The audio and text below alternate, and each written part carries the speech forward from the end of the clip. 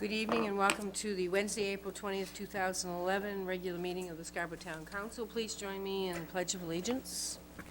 I pledge allegiance to the flag of the United States of America and to the republic for which it stands, one nation, under God, indivisible, with liberty and justice for all.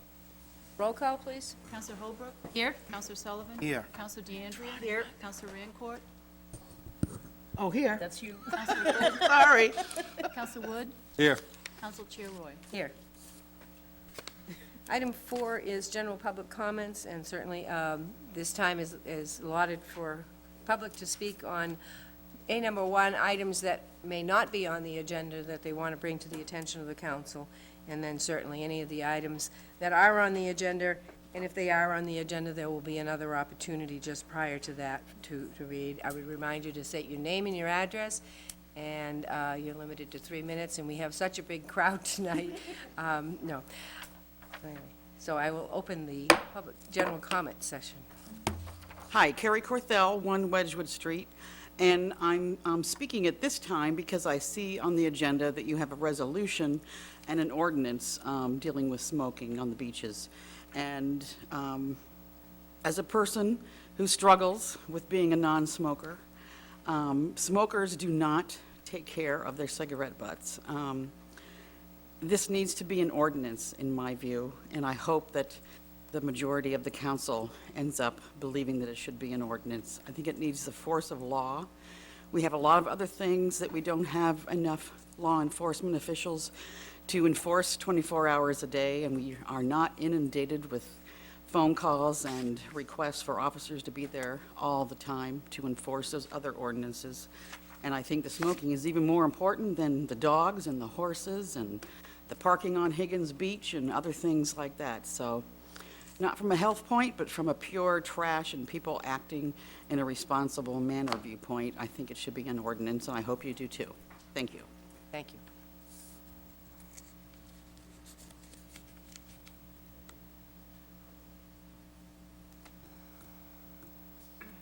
Ashley Racy. I live in 49 Quebec Street in Portland. Here on behalf of the Healthy Mean Partnership.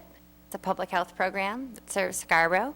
And just my colleague Toby Simon's here as well. She's the district tobacco coordinator. She did speak with the Portland Police Chief because I know there's been a concern around enforcement and people getting a lot of phone calls and it being an issue. He did say and reported that enforcement has not been an issue at all. The city of Portland does have a tobacco-free ordinance on their beaches and parks and playgrounds. That some of the Portland Park Rangers have had to give a few reminders, but really the signage has allowed to, gave them support, and they've never gotten calls, tons of phone calls from people on the beach or in the parks. No citations have been issued, and then also with the Maine Department of Conservation, who manages all the state park beaches. They have, which, as you know, in 2009, enacted a law making those places tobacco-free as well. I have some multiple quotes that maybe I'll read in a little bit from them, but there has not been a problem in their point of view. Signage has been helpful, the transition's been easy, and for the most part, people comply with the law. So just wanted to inform you on that. Thank you. Thank you.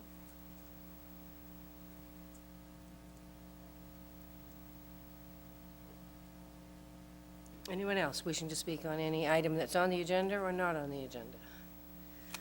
Hearing none, I will close the general public comment. The minutes of the April 6th council meeting. Move approval? For a sec. Any errors, corrections, or omissions? Council DeAndrea. Page 12, I believe we only have 7 counselors, if I'm correct. And this reflects 5 yeas and 3 nays. Got that invisible counselor. It's our guardian angel. Any other errors, correction, or omissions? Hearing none, all those in favor? Thank you. Item 6, adjustments to the agenda. Is there any? Council DeAndrea. Yes, I'd like to make a motion that and I'm not quite sure how to do this because I sort of understand that resolutions go in the spot where the particular Resolution 1103 is, but I'd really like to see us have a discussion and vote on the order number 1116 before the resolution. Second? Discussion on that adjustment? Counselor Wood?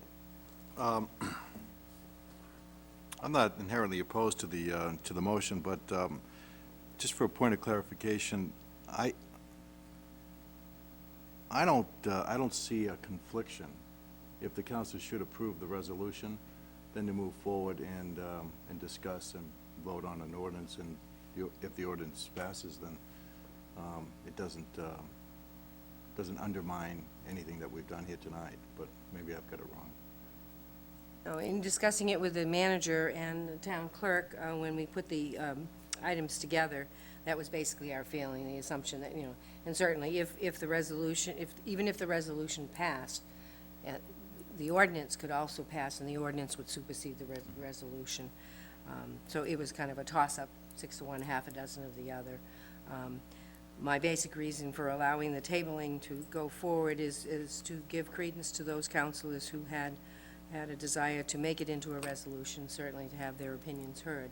And that's why I wanted to, bring it to this meeting. But I don't think it makes a difference either way. I mean, we could do both. We could say yes to both, a resolution and an ordinance as well. So, Thank you for that, and that's how I interpret it, so maybe through the chair to Councilor DeAndrea. Yeah, my sense was that I fully embrace and endorse the resolution and its message, and I do plan on voting in favor of the ordinance as well, but, so, But doesn't seem, sorry, It's it doesn't seem like I have support for that, so I'll withdraw that motion. all right. I think we'll be okay. Thank you. Any other adjustments? Items to be signed, treasurer's warrants, I have done that. Okay, order number 11-3 is a 7 PM public hearing on the proposed amendments to Chapter 405, the Town of Scarborough zoning ordinance, to amend Section 6 definitions and propose new Section 7F Aquifer Protection Overlay District. As a prelude to the public hearing, Dan Bacon, the town planner, will give a little overview of that. Dan? Thank you, Madam Chair. I'm just quickly bringing up a couple of slides on the PowerPoint to help with the presentation.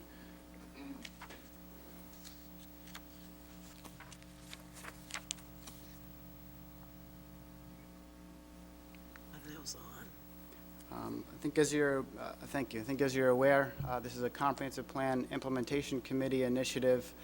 You saw this at first reading back in February. And since that time, the planning board's conducted their public hearing. And it's a proposal to establish an aquifer protection overlay district. In the comprehensive plan, it highlights the need to protect the town's both quality and quantity of drinking water resources, in particular aquifers, given their vulnerability due to porous soils and the high amount of groundwater that exists in aquifers and the town's residents and property owners' dependence on this water resource for drinking water. This map, I'm sorry, it's not showing up on the It screen. didn't come up. I don't know if the TVs are on. Yeah, they're on. That one doesn't look like There it goes. Oh, that one. There we go. Or not. Oh, no. There we go. This Didn't map, cross your arms the right way the first time. this map illustrates the town's sand and gravel aquifers per the state of Maine Geological Survey. You'll see a large area off of Gorham Road and County Road in North Scarborough. That's the town's largest aquifer, and it's also the area with the highest yield of groundwater. There's also various aquifers on both sides of Broad Turn Road in West Scarborough. There's a relatively small area off of the Higas Parkway, as well as a smaller area near Muzzy Road, and then two larger aquifers east of the Turnpike, one, the Pleasant Hill Road area, as well as the Black Point Road area. And the impetus for this adjustment to the zoning ordinance really came about when the committee was working on rezoning in North Scarborough. North Scarborough, as I mentioned, has a large aquifer area. It's also not served by public water or public sewer. So when the committee and the council was rezoning that area, there was concern about new development impacting the important groundwater resource.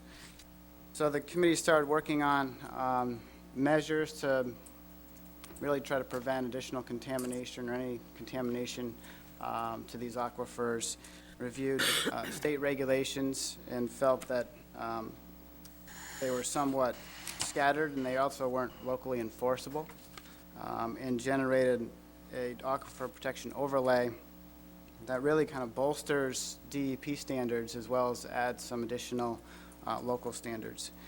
And it's really intended to be a preventative ordinance to prevent contamination through things such as heating oil in fuel tanks in individuals' homes, commercial chemicals and petroleum products, septic systems, larger septic systems that serve, say, restaurants or multifamily housing in unsewered areas, as well as untreated stormwater runoff. And those are the areas that there are various standards contained in the Aquifer Protection Overlay. There's a prohibition on disposal and storage of solid wastes, leachable waste, and sludge. Also the storage of gas and petroleum products in these aquifer areas. There's requirements for larger wastewater generators, such as restaurants, multifamily homes, say hotels or motels, to conduct nitrate analysis to ensure that they're within acceptable levels in unsewered areas and in these aquifer areas. There's also standards for domestic fuel tanks, primarily heating oil tanks, to be double-lined, double-walled, to prevent leakage. And there's standards in the ordinance regarding the storage and use of chemicals and petroleum products by commercial operations. There's limitations on floor drains, many of which already exist at the local and state level, but they're mimicked in this ordinance. And there's higher stormwater management standards than current DEP and town standards for these aquifer areas to help treat stormwater before it enters these aquifers. And lastly, there's some requirements regarding manures and agricultural fertilizers to ensure that those operations and activities meet the state's best management practices. And like I mentioned, since your first reading, we've had a planning board public hearing and gotten additional input from the public. And the comprehensive plan committee has already started generating some amendments to this version you have before you that try to better organize the ordinance so it's more user-friendly. It's easier to understand, say, a residential property, what they would need to comply with versus a commercial property. We're trying to clarify the standards that apply to typical households versus commercial operations. That was raised as a concern at first reading and also at the planning board public hearing. We're updating the thresholds for the home heating oil tanks to ensure that we're referring to the right size tanks. And lastly, the committee is drafting language to improve the stormwater management standards to establish better treatment standards for runoff that infiltrates into the aquifers. That was a concern raised at the planning board public hearing. That's not before you in this version, but we will provide the council with those changes prior to your second reading and encourage you to amend what you voted on at first reading to incorporate the feedback we've received to date. So with that introduction, I'm happy to answer questions if there are any. Councilor DeAndrea? Thank you.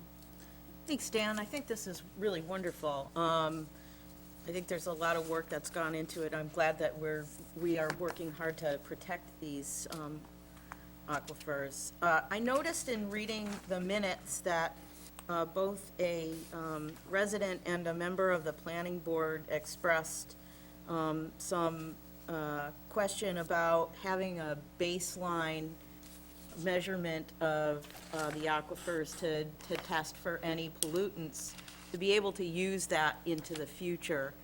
Is that anything that CPIC is discussing, or basically do we sort of rely on when homeowners test their water?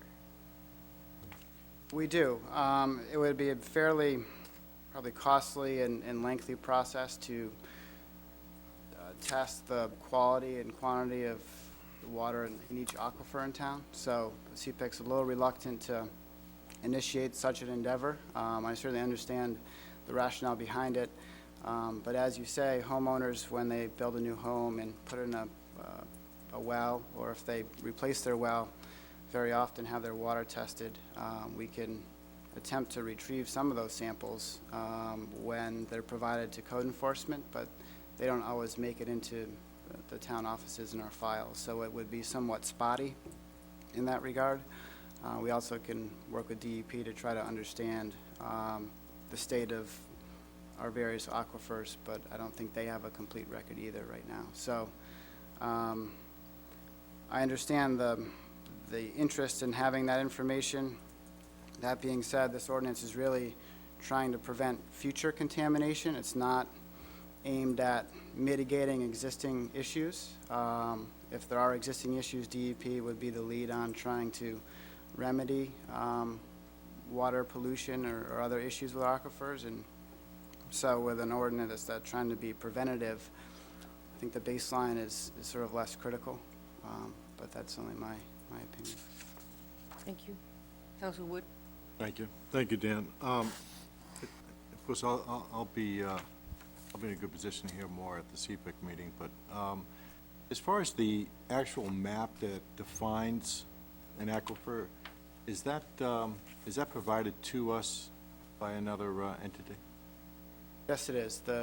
This map before you, the one on the screens is generated by Maine Geological Survey, the state. It's part of the Department of Conservation at the state, and it's based on the soil composition in these areas as well as the amount of groundwater that's been measured in each of these areas to determine that it's a sand and gravel aquifer.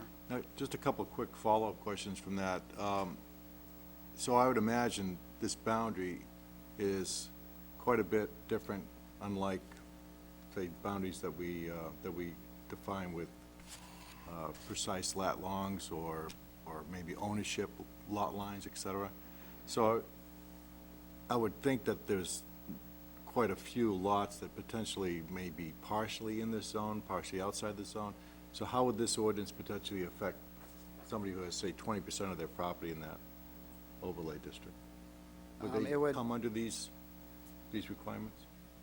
They would come under the requirements if their structures are within the aquifer. It's really more based on where a building is or where a parking area is versus where your overall property boundaries are, because a lot of the standards apply to structures that have heating tanks or structures that contain chemical storage, and therefore it makes less sense to apply the boundary to property lines, but to try to follow the natural boundaries of soil and groundwater. And do you know, is there either a annual or every 10-year type update to these kinds of these surveys, these maps that the Geological Society provides? I think there may be an update when there's new information on water quantity. When someone drills a new well, they may adjust the information on these maps, but soil boundaries don't change very often, so I don't know that. So it's unlikely that you'll see this as a moving target, like over the 10, 20 years, you'll see the Maine Geological Society providing a illustration of an aquifer that might look very much different than what it does today. Right, I don't think it would change much. There may be minor adjustments based on new information, but not dramatic changes. Thank you, Madam Chair. Any other questions, Councilor Sullivan? On, this page isn't numbered, J, requirements for the application of manure and agricultural fertilizers. And it says practices, well, it goes under the Maine Department of Agriculture.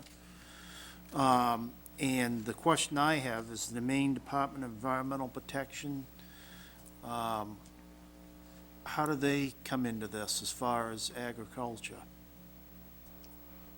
It's my understanding that they, in some cases, partner with the Department of Agriculture to generate best management practices in terms of how manure is stored as well as how it's distributed on the landscape. So I think they work together. I can find out more specifics if you have a specific question. Yeah, I'm about it. just wondering if how that would conflict. We've got two main departments that, I don't know how that would coincide. Wouldn't the Maine Department of Agriculture rule on the best management practices? I believe they're the lead agency, but I think there's some aspects of the best management practices that DEP Okay, because I couldn't establishes. find them. Okay. So I was wondering how that would conflict. Before second reading, we can look into Yeah, that further to r- clarify right. that. Yep. Any other questions before I open it to public hearing? I'll be interested to see the upgraded changes based on the public input, and I think the public that are concerned, I would ask them to, be alert to that too, because I know that not only the people that are mentioned in the planning board at public hearing, but David Green also had a lot of good input relative to oil tanks and those kinds of things, so. With that, I will open the public hearing. Is there anybody who would like to speak on this issue?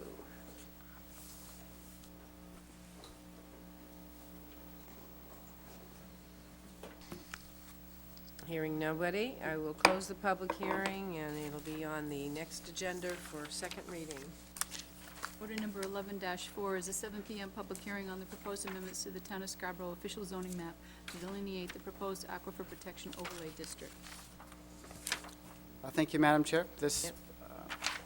This order was discussed briefly under your last public hearing. This is the proposed zoning map amendment, which would use the Maine Geological Survey boundaries for aquifers in Scarborough to delineate and designate overlay districts. And within these areas that are shown in blue, the Aquifer Protection Overlay District that we're discussing under the last item would apply. In areas that aren't shown in the overlay, it would not. Any further questions from the council on this item? With that, I will open the public hearing on item 11-4 on the proposed zoning map. Anybody wishing to speak on that? Seeing none, I will close the public hearing. It'll be second reading at the next council meeting. Thank you. Order- Thank you, Dale. Order number 11-26 is a 7 PM public hearing and second reading on the proposed amendments to Chapter 604, the Town of Scarborough Animal Control Ordinance, Section 604-13, tags and stickers. If I might, could I ask the town clerk to just outline the reason for this? This is just a housekeeping issue to bring our ordinance in line with the state law. And the They fact no is longer issue stickers, yeah, just they- tags. that they no longer issue stickers, they issue only the metal tags. And part of the fee that is paid for dog licenses goes to the state to help pay for the cost of those tags. Let's see. Any questions from the council before we open the public hearing? I'll open the public hearing on the item of dog tags. Anybody wishing to speak to that? Seeing none, I'll close the public hearing. This will be on the next agenda. Actually, Can we, No, second- it's tonight, okay, Madam. scheduled tonight. Could I have a motion then, please? Move approval, Madam Chair, of 11-26. Second. They were trying to talk on it? I'll withdraw my motion to hear from the public. We have to withdraw the motion because you have to do that before the motion. Did they want to speak on? Did you want to speak on the dog? No. Oh, okay. We're not done yet. I'll restate my motion, Madam Chair. Okay. Move approval order number 11-26. I'll restate my second. Discussion or questions or comments from the council on this? All those in favor? Thank you. 11-03 is a resolution to make town beaches a tobacco-free zone.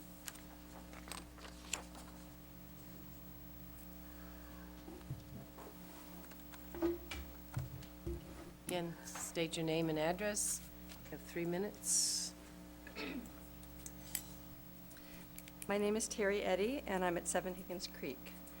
I'd like to express my concerns about the beach smoking ordinance. I serve as staff advisor to the high school's environmental club called ECOS, and therefore also wish to follow up on behalf of my students, many of whom are on school vacation this week. Last fall, ECO students participated in the Pine Point Beach cleanup, resulting in the collection of 1,000 cigarette butts and piles of trash. Students became concerned as they witnessed firsthand the reckless pollution of a cherished local beach.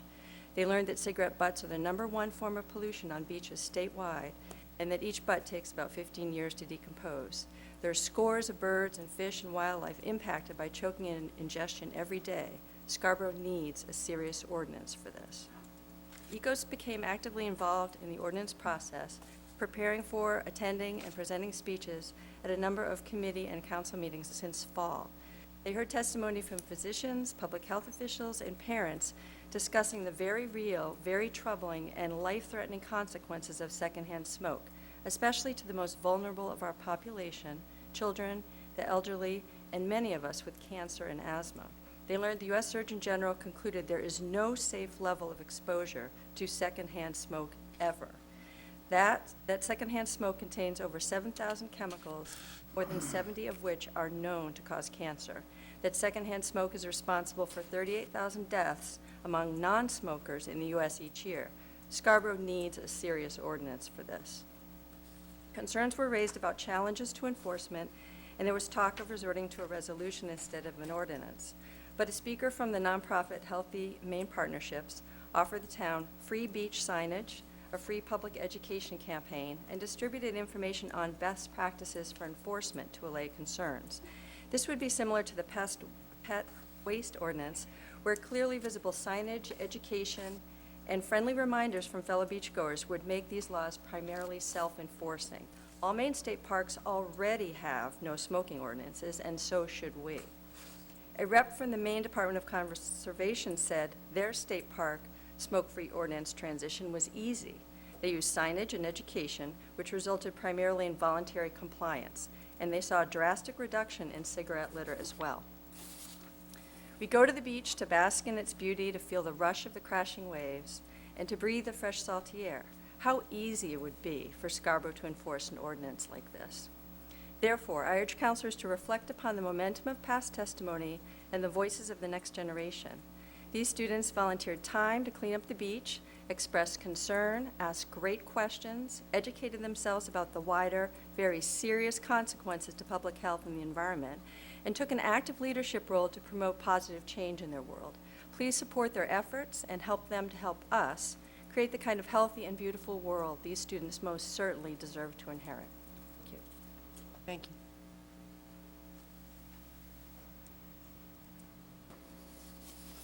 Ashley Racy, 49 Quebec Street, Portland, Maine.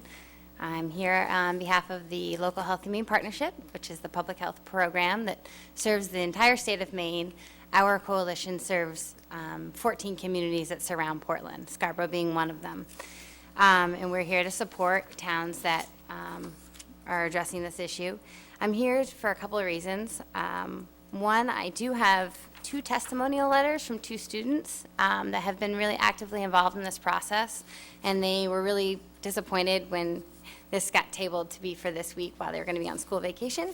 So they did send me 2 letters, so I'm going to read those on their behalf. And before I get into that, I just want to, Terry did a great job clarifying a lot of the information that I've also been hearing from the Department of Conservation in terms of enforcement. Overall, I have a quote from the the head of the public information of Department of Conservation. And she says that it's been, overall, it has not been difficult to deal with. It fits in with the general outdoor ambiance of the state park. People want a beautiful, pristine area, and that's what you get along with no litter and no smoking. And another representative from the Maine DOC stated that the transition has been easy. They've never had to arrest or convict anyone. They've been able to enforce the law with the context of park rules and voluntary compliance. They've seen, like Terry had said, a drastic reduce in cigarette litter and exposure to secondhand smoke. Another thing I just want to address briefly is the City of Portland adopted a resolution as that you guys are considering tonight in 2004, and then in 2008 they adopted an ordinance because they needed a little more teeth, they felt, through this ordinance they haven't had enforcement issues. The City of Westbrook just went right into the city ordinance in 2006. In South Portland, adopted a resolution in 2005, and they're actually, people are starting to rally in South Portland to also address to the council to have, adopt an ordinance. So I really believe from the public health standpoint, it's, since the state has enacted this law, more and more towns are going to step forth and adopt an ordinance. If I could just have a few more minutes to read the testimonial letters?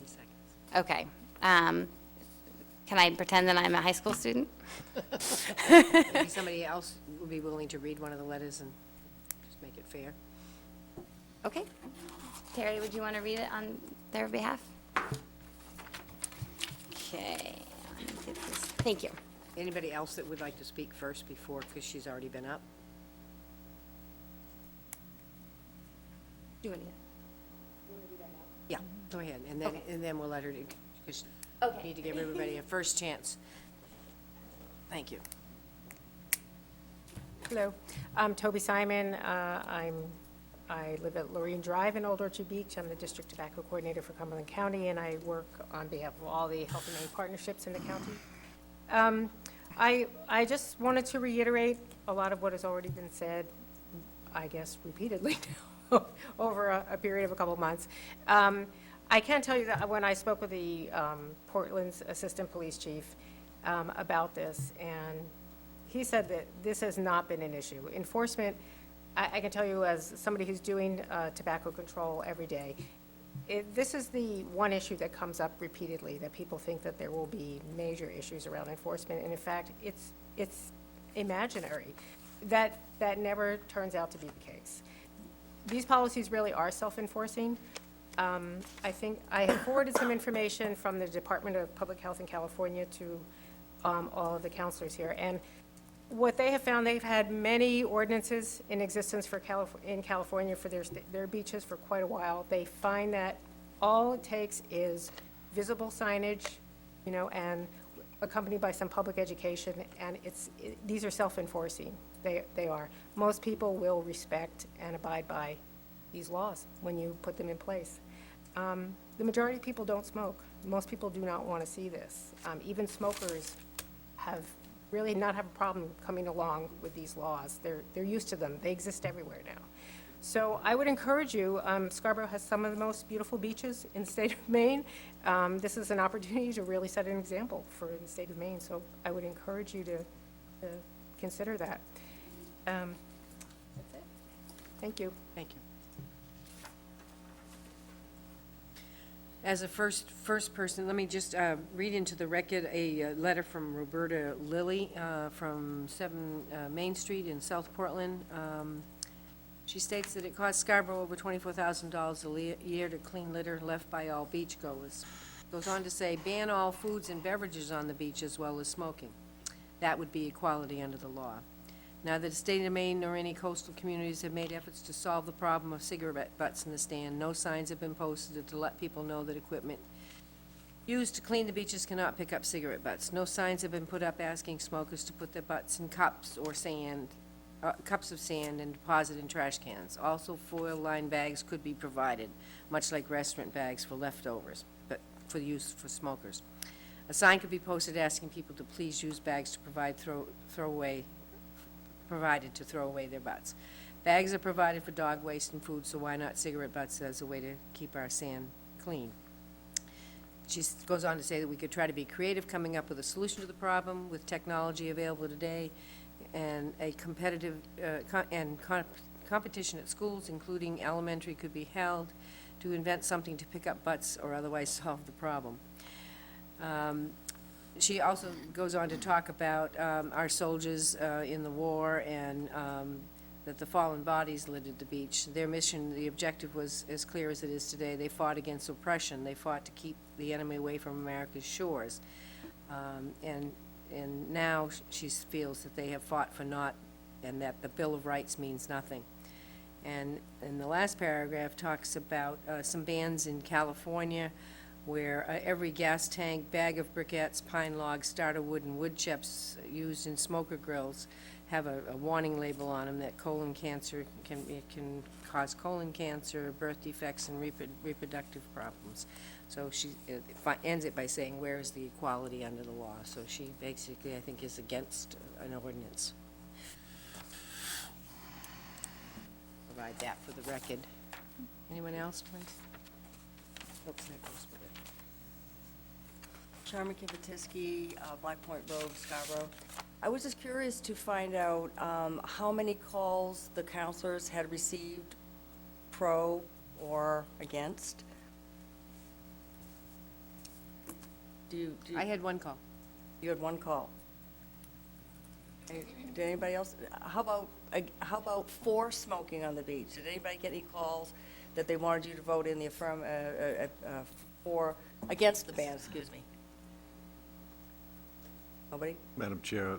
Generally, as a rule, this is not necessary for us to give numbers, certainly, but generally, as a rule, when there is people are against it, they are the ones that end up at the public hearings. Many times, the people that are for something don't come forward, so it's hard to gauge whether, you could write down numbers, and it has no merit. Just Yeah. even, If you could just in general, I guess I was just Yeah. just interested how many were for or against, so that's all. Thank you. Yep, thanks.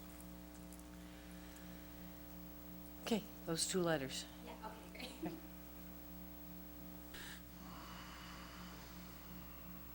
To high school students.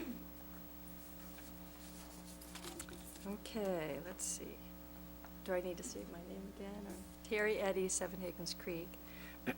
Just say who the letter's from, and that Okay, would, you're speaking. this is a letter written by Melanie Grover. She's our vice president of the Environmental Club of Scarborough, or ECOS. She's also a senior at Scarborough High School, and she notes a frequent visitor of our thriving local beaches. Okay, here's her letter. It says, although I cannot be at this town council meeting tonight, I am writing this because I maintain that there is a pressing need to pass an ordinance to ban smoking on Scarborough beaches, especially as beach season approaches. I hold this conviction for a reason that is twofold. First, as citizens in a community committed to health, I strongly feel that we all deserve to breathe clean air wherever we are. The young, the old, our families, our pets, and our neighbors all deserve this. Yet, each cigarette that is lit gives off smoke that contains over 4,000 chemicals, many of which are carcinogens. Exhaled cigarette smoke is inhaled by babies and children as well as adults. Anyone with respiratory ailments such as asthma are especially affected, and beachgoers of every age lose the enjoyment of fresh air. It feels morally wrong to me that we should consciously choose to renounce the health of all who love the beach for the convenience of smoking on beaches. Not only is secondhand smoke proven to be detrimental to human health, but it also jeopardizes the wildlife on Maine's coast. Gulls and fish, not to mention small children playing in the sand, can unknowingly ingest cigarette filters and debris, a very real choking hazard. Statistically, cigarettes and cigarette filters are the most prevalent source of litter on beaches throughout the world. As a student and citizen of Maine, I am proud to know that we have smoke-free school zones and restaurants, and that ecosystems throughout our state are clean, beautiful, and full of life. Please don't let our beaches be an exemption to Maine's healthy and clean reputation. In order to ensure that we are truly supporters of smoke-free beaches, we need to stand behind the belief with more than just a resolution. We need a law. Thank you, Melanie Grover.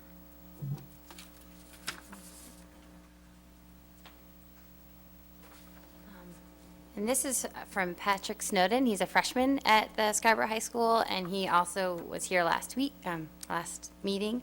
And he serves on the environmental club in Scarborough as well. He said, "Hello, I am Patrick Snowden. I live at 31 Pine Ledge Drive. I love the beaches and parks in Scarborough, and I love the wildlife that lives on it. Lately, though, there seems to be less wildlife because of smoking that some people do there. They are being choked by the cigarettes and poisoned by the tobacco. I became sad when I see these things happening, and I want to do something to help. This ordinance is the answer. We, the people, can put an end to the needless deaths of our birds and mammals in parks and beaches by making these areas designated non-smoking areas. The wildlife of this town may not seem important to some people, but they have the right to live here too. We at Ecos respect all creatures that Scarborough has to offer. We also have pledged to not smoke ourselves. All that we ask is that the people of Scarborough not to do so on our beaches. I have been told today but we need to think long term about what will happen to our beaches if we don't stop smoking on them now. I have faith that the council will do what they think is right, but I implore you to side with this matter, to ban smoking on the beaches. If we do this, the rest of Maine and perhaps the world will follow after us." And I did provide an updated fact sheet for you all, if you want me to hand this over to you, on other town policies and enforcement.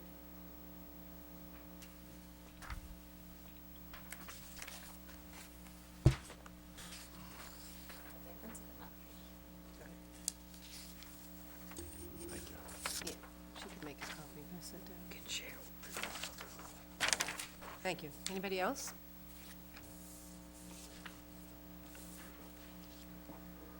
Hearing nothing else, I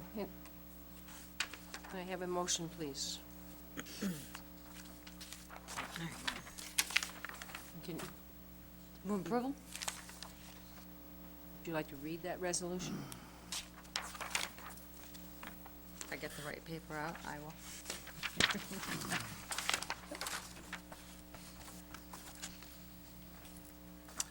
Resolution 11-03, incorporating town beaches as tobacco-free zones. Be it resolved by the Council of the Town of Scarborough, Maine, and Town Council assembled that whereas the Town of Scarborough, Maine adopted Resolution 413 on December 1st, 2004, promoting the health and wellness of the Town of Scarborough residents and visitor by establishing Scarborough parks and recreation athletic facilities, playgrounds, and assembly areas as tobacco-free zones. And whereas the Scarborough Town Council would like to expand Resolution 413 to incorporate all town beaches as tobacco-free zones. And whereas the Town of Scarborough will provide a designated smoking area, which will be marked with prominent signs and must be located a minimum of 25 feet away from common points of ingress and egress of a public way to the beach located off town property. Now, therefore, be it resolved that the Department of Community Services is authorized to take reasonable steps such as signage and public education to achieve voluntary compliance with the tobacco-free zone and designated smoking areas for town beaches. Now, therefore, be it further resolved by the Scarborough Town Council and the Town Council assembled that we do hereby approve this resolution to incorporate all town beaches as part of Resolution 413 as set forth in said document. Signed and sealed this 20th day of April on behalf of the Scarborough Town Council and the Town Manager of Scarborough, Maine. Is there a second? Second. Discussion. Council Andrews and Council Wood. I will not be voting for this resolution this evening for a number of reasons. I think primarily it has no weight of law behind it. It's sort of meaningless. We'd be essentially asking people nicely not to smoke on the beach. I look at order number 11-3 that we just got finished talking about. We're willing to add to our zoning ordinance an aquifer protection overlay. We're willing to protect our aquifers in Scarborough, but this resolution does not protect our citizens in the same way. And I think our citizens deserve that protection. In fact, they have the right to that protection. I think that's what our job is here. And I think that that is the main reason that I will not be supporting the resolution this evening. Counselor Wood. Thanks. Although I found myself not disagreeing with a single thing that Councilor DeAndrea said, I will vote in support of this resolution. And like I said earlier, I'll also vote and support the ordinance. I'm afraid that I don't want to be in the same place after tonight that we were at the last meeting where we had where we left the meeting without any kind of message. And I think that if this resolution passes and the ordinance fails, at least we're taking a step. Ideally, the ordinance will also pass, and we'll see. But I'll be voting in favor of the resolution. Counselor Holbrook. Yes, I actually I'm supportive of the resolution. What I was looking for and what I'm looking to gain by this, and something that kind of came up earlier as well, I can't say no that I had specific phone calls or conversations from people, but I did actively seek out input from people.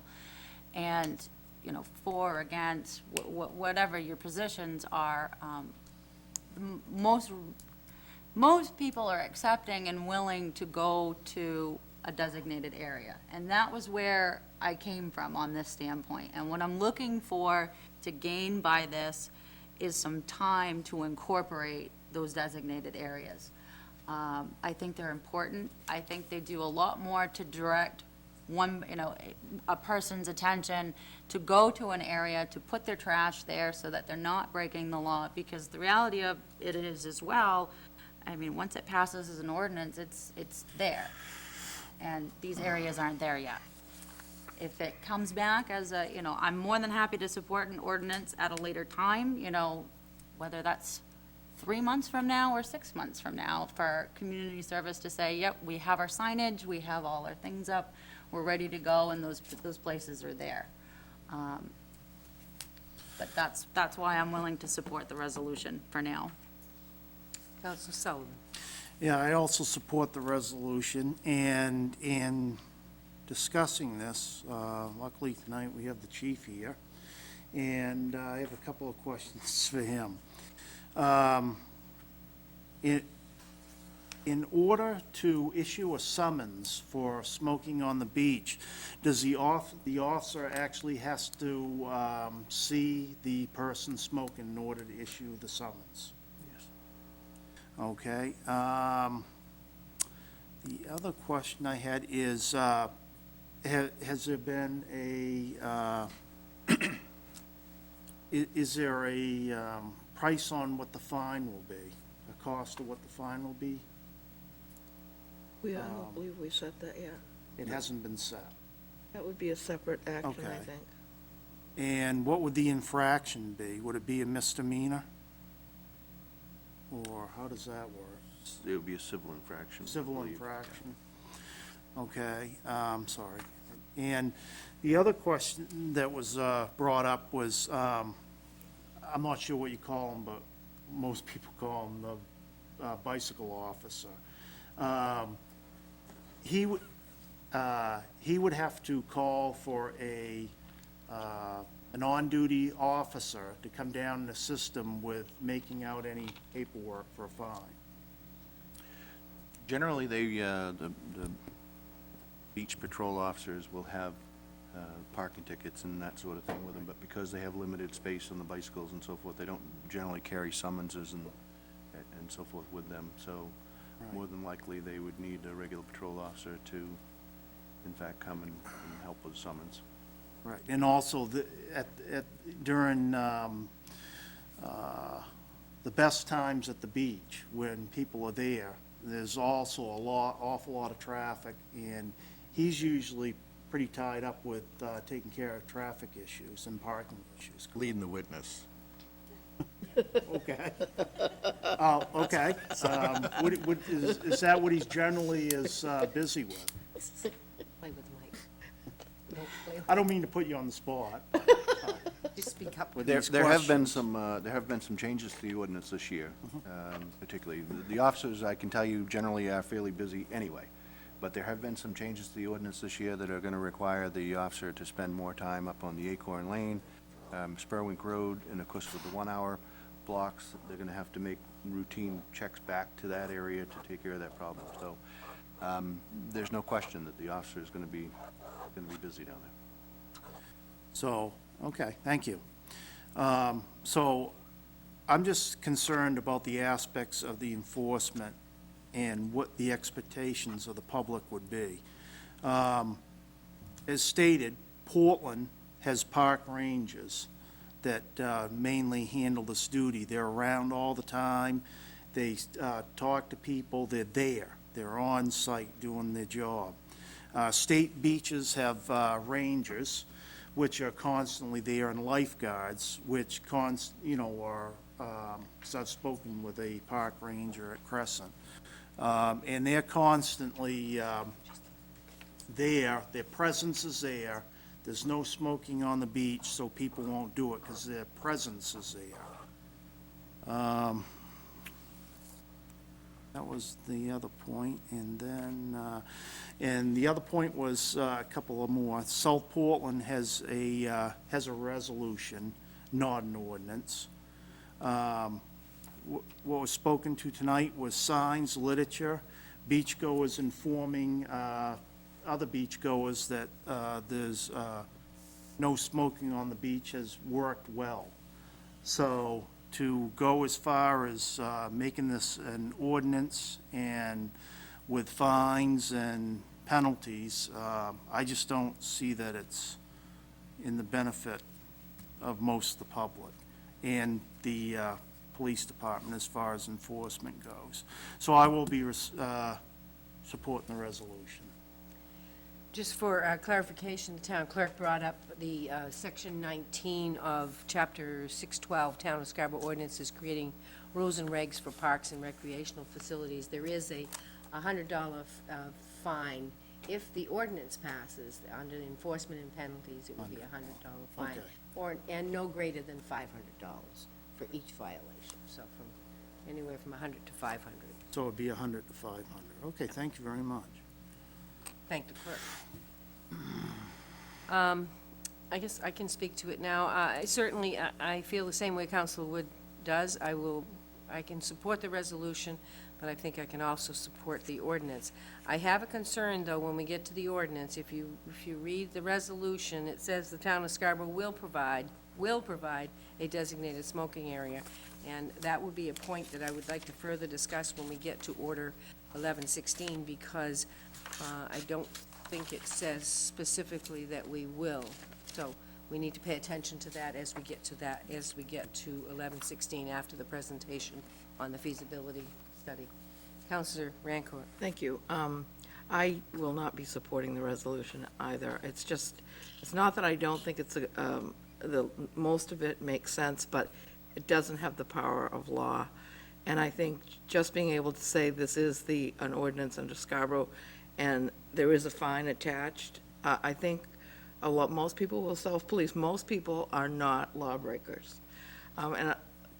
Chief Moulton, I also hate to put you on the spot, but I'm going to ask you, I know presently, and you may not be able to answer this, so that's okay.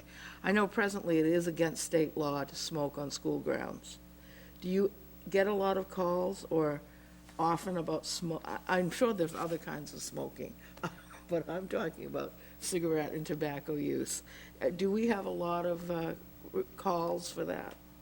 We have not. So, I mean, I don't see this as too much different with our current requirements for school property. I think that an ordinance, whether it's a state law or a town ordinance, it has the impact of law, and I think often when people maybe do something unknowingly, just light up because they don't really focus on where they are, there's a lot, having the signs and having the information, I don't think is going to require a lot of police calls, and I think if there are, though, if someone is blatantly breaking the law, then we do have, with an ordinance, we would have the teeth to take care of that person. So I will not be voting for the resolution tonight. I think one of the other reasons why I will be voting for the resolution and the ordinance is because I'd like to make a statement as this council that stays on the record, as prior council did in 2004. They made a resolution, and they made a statement as a council. The ordinance can go on the books, but it doesn't really make the statement of the council that put it into effect. So, you know, for that reason, I can see voting yes on both of them. And I guess that's my comments on that. So, with that, any other comments? All those in favor of the resolution? Opposed? Thank you. Item 8 is non-action items. We're going to receive an update on the Gorham East-West Corridor feasibility study. Dan's going to do the introduction for us. Thank you, Madam Chair.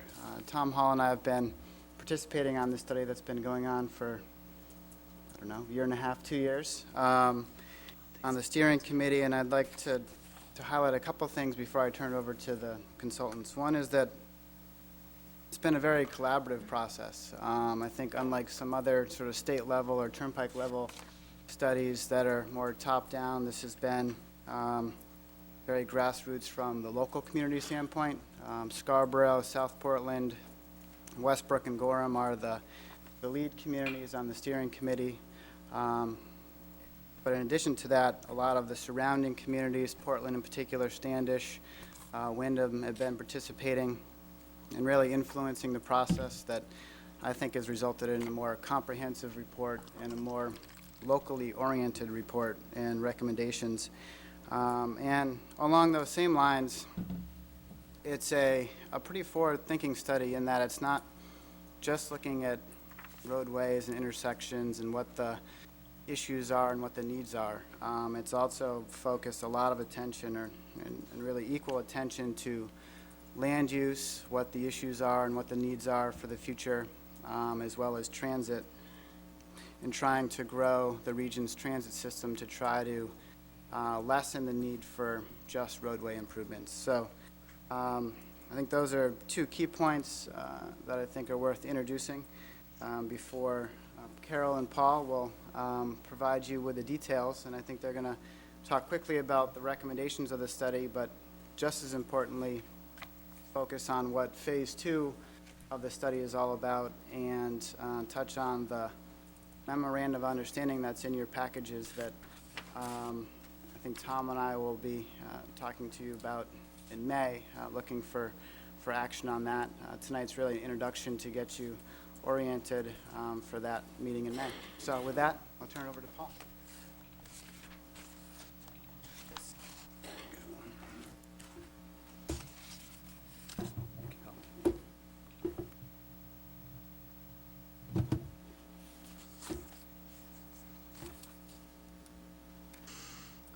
While Dan is bringing that up, good evening. You need to speak into the mic so that the public at home can hear. Thank you. Sorry. I know that. You Why can do I pick do up the hand one. I mean, Although that one, it gives that interference. Here we go. Is this on? yes. Okay. Yeah. Good evening, members of the Town Council. My name is Paul Godfrey. I'm with the firm of HNTB in Westbrook, Maine.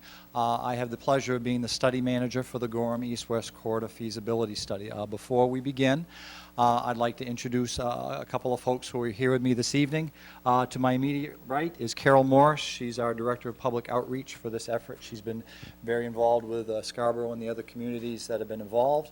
To my far right is Sarah Devlin from the Maine Turnpike Authority. She's been the study manager from the Maine Turnpike Authority's perspective, and immediately to her right is Jerry Audebert from the Maine Department of Transportation. Jerry is the study manager from the Maine Department of Transportation's perspective. I'd like to direct your focus to the screens on the side and in front of you. Really tonight I'm going to be brief. I know many of you have heard part or all of what we've said previously relative to the Gorham Corridor study, but tonight is an opportunity just to briefly update you on the recommendations and also, more importantly, talk about the memorandum of understanding which has been provided to you and obviously answer any questions that you may have. Without saying, and really to echo Dan's comments, this has been a regional partnership. This is different than the traditional transportation planning process that we have undertaken on previous studies over the years. Really, the success of this effort and why we are at where we are at today really lies with you folks and your willingness to provide resources such as Dan and Tom into the process, along with the other communities that have been involved that you see on the screen, and the fact that the Turnpike Authority and the DOT have really allowed this opportunity for this regional partnership to take place. This study is unique from the standpoint of typically in a transportation study, we look at, what are the improvement recommendations? What are we going to build? What are we going to do? Well, from this study's perspective, we're really providing a much more balanced approach, and that is very evident in the recommendations that we are going to provide to you this evening and that are also included in the study report. The image on your screen is really our study mascot. This is it's a very simple image. It's a three-legged stool, but it's very symbolic in what it represents. This study, since day one, has made known that in order for this to be successful, in order for this to really mark a new way of how transportation planning and linking transportation and land use is going to go moving forward, we really need to think about things differently. And this three-legged stool is really the symbol of how we view the success of transportation sustainability moving forward. That success is shown in the fact that we very clearly have tested and shown and are recommending in this study that land use, transit, and roadway improvements all need to be recommended and moved forward in a parallel path. Without doing all of these three together, we do not feel, and the study has shown us, that we will not be able to succeed to the degree that we can if we move all three together at the same time. From a land use perspective, and very key, our focal point has been that we've been able to test, as part of this study, the realities that growth is coming. And what do we do with this new growth? And I think this community is very landmark in what you have done recently and historically and how you've viewed land use. And we've built upon that, and we've extended that from the standpoint of this image, what we lovingly refer to as our orange blob map, is a symbol of opportunity from a land use perspective. We see an opportunity in taking much of the new growth that is going to come over the years to come and directing it to areas that we call growth areas. Within these growth areas, we see an opportunity for mixed-use growth. Housing, coupled with jobs, coupled with places where people can shop and work and live in close proximity in these areas. This map was not developed by us, but it was developed by the planners in this region. They sat down with us, they worked with us. This is their product. This is their product of indicating where they would like to see growth in the future coming, in the communities in these areas. The opportunity that we have by directing growth into these growth areas, reducing traffic congestion, promoting and conserving, open space, and simply providing a better opportunity for mixed use throughout the region. By having good land use, it also provides an opportunity also provides opportunities to have expanded and enhanced transit. Recommendations that are coming from this study, in fact, are that we do have opportunities to enhance the existing transit system that we have in place today and also provide opportunities to enhance it. One of the opportunities that we've recommended in this study is to look for places, such as is indicated on this map, where new transit opportunities can be expanded in the near term, coupled with land use moving forward. When we do that, as we see on the map here, we can connect growth areas, we can provide a more vibrant and enhanced transit network, and we have the opportunity to really provide, to a much greater degree than has been in the past, an opportunity for transportation choice. Many people in this region don't have that choice simply because of where they live and the realities that the transportation network today does not connect them to it. So one of the key recommendations of this study is to expand and enhance the existing transit network. But with land use and with an enhanced and expanded transit network, we still recognize that there needs to be roadway improvements to address the growing safety, mobility, and congestion issues within the region. As such, this study has recommended and identified 2 separate roadway improvement scenarios to address these mobility and safety concerns. The key recommendation, the key finding from this study is that there does need to be new east-west capacity in this region to address long-term congestion and mobility issues. This can be done in one of 2 ways. Roadway Scenario 1 looks to address that need by widening existing roadways. In the scenario shown in front of you here, it seeks to add additional capacity by creating localized bypasses of the overlap area in South Gorham, widening Route 114 in Scarborough, and making improved connections from 114 to I-295. There are also other elements in this roadway scenario, such as localized bypasses in Standish, the opportunity to take truck traffic off of the roads by putting it on the freight rail along the Mountain Division, making improvements to Route 25 that are currently being implemented by Maine DOT, and also several areas where intersection improvements will be needed over time. Another way, and another scenario that was developed to address this need for new east-west capacity is through the identification of a new roadway corridor. As shown in the map in front of you, the red oblong-shaped blob is an indication of where a new roadway corridor could go. It is intended to connect the Turnpike and Route 1 to the community, to the west, again with the opportunity of providing additional roadway capacity to alleviate congestion and mobility issues. The key piece in front of you and why we're coming to you this evening is what we are asking communities to do is consider the draft memorandum of understanding that is before you this evening.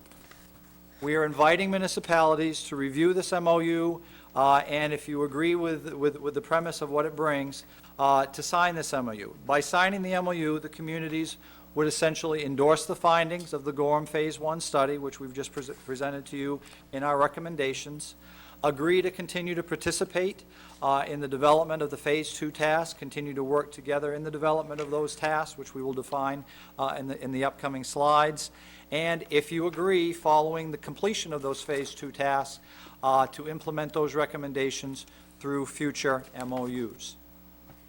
The invited parties, the communities, and the entities that will be invited to sign this MOU, they are the municipalities of Gorham, Scarborough, South Portland, Westbrook. Those are our 4 core communities. Those are the reason why this study has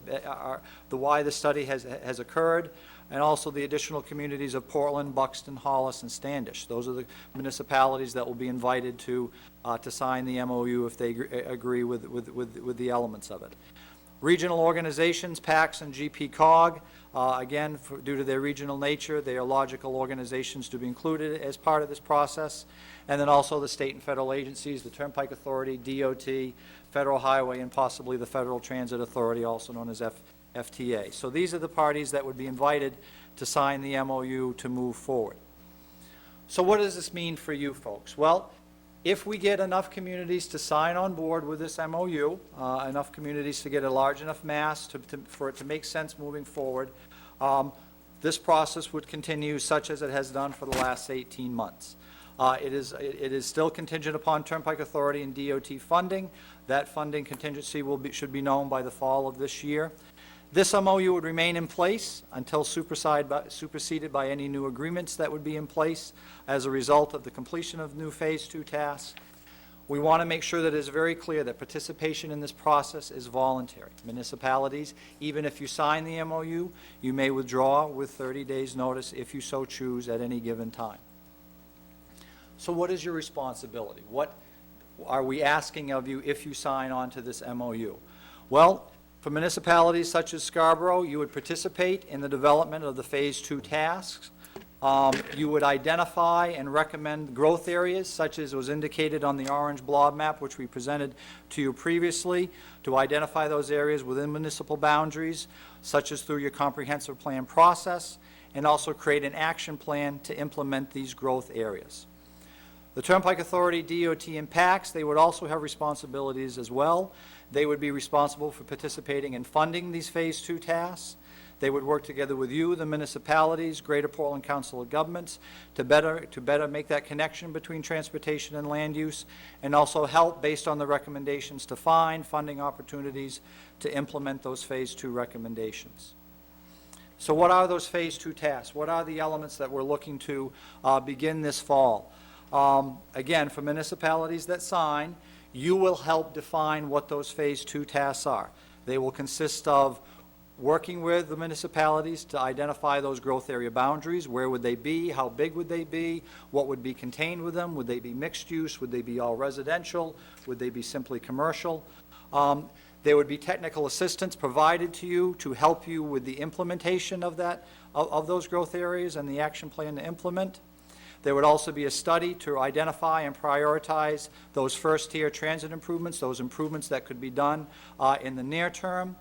There would be another study to identify and recommend a roadway improvement alternative, taking those two separate scenarios and determining which alternative should be carried forward and implemented, and also a prioritization of the intersection improvements that were identified as part of those roadway scenarios. So those are the specific Phase 2 tasks that the communities would be involved in helping to move forward beginning this fall. Appropriately so, because we would not want to get one of the legs of the stool. We would not want to get land use, transit, or roadway too far ahead of each other. We would develop a schedule with these municipalities, these involved parties, to determine the appropriate sequence of each of these, and to also create future agreements to implement land use, transit, and roadway actions. So what are the next steps? We're here this evening. We actually just came from the city of South Portland. We're working with the municipalities. You have the MOU in front of you. You'll have an opportunity to review and comment on it. I understand to Dan and Tom, but we want to make sure that this MOU, that you're comfortable, that you think the language and the requirements and the expectations are very clearly understood. If you so choose to sign on, and there's enough municipalities that sign on, Phase 2 would begin this October with multiple phases, multiple actions moving forward. So with that, I know that's been a fast-forward view of our recommendations and of the MOU, but we're here and happy to answer any questions that you may have this evening.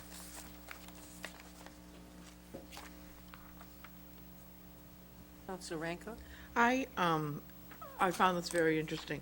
I happened to be able to attend a couple of the sessions of the transit workshop that was over, well, part of it was over at Westbrook, and part of it was in Portland. And then we're also, right here in Scarborough, also having an Oak Hill study going on. And I'm wondering how are these, some of the same players are involved. And so how does this MOU or this project interface with those others that are going on? Very carefully, and I don't mean to sound like that. One of the real challenges that we all identify is that, for example, how does this tie in with, what South Portland and what other entities do as part of their normal transit planning process? And really, what this process that we've created and are looking to continue brings is the opportunity for continued collaboration.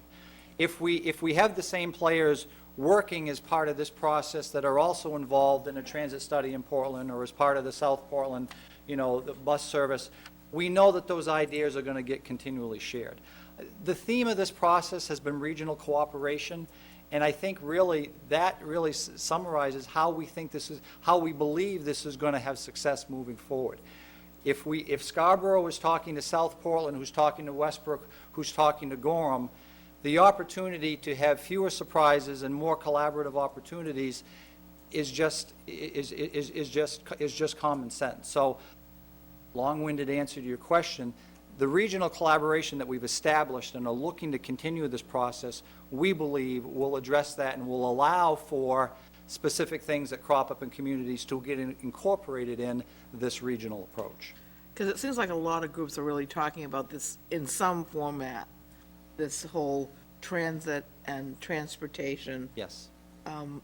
milieu that we're in, trying to problem solve for the future. Yes. And it seems like this is another step, or maybe even some similar type thinking. Yes.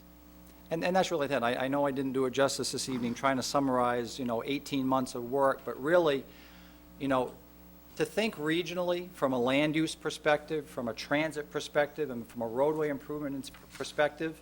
When you say that, it should be simple. We know it's not, because we know every community has their own concerns, and they should have. But we also think it's appropriate that you share those concerns with your neighbors. And simply by doing so, you help break down some of those barriers that maybe have existed between communities, and there's greater opportunity for collaboration. And ultimately, at the end of the day, we've made a better long-term solution from the entire region's perspective. Thank you. Councilor Wood? Thank you. And thank you for that presentation. I also had the pleasure of attending a couple of workshops over there in Westbrook. Of course, this is easy for me to embrace and endorse, and I'm quite confident that Scarborough will be quick to sign this MOU. And I imagine any community of the several that you've mentioned would also be quick to sign the MOU at this point in time. Have you gone forward and envisioned maybe several months or a couple years down the road, no pun intended, if a major player, maybe at the time where one or more communities have to actually commit some funding, some serious funding, whether they opt out, and what impact that might have to the overall vision and plan? We've tried to play through as much as we can sort of the what-if scenarios moving forward. Without question, working with the Turnpike Authority and the DOT, the real opportunity here is if we can get a good group of communities together, and if we can keep them together, and if we can keep them talking and working together over time, we know that provides benefit and opportunity.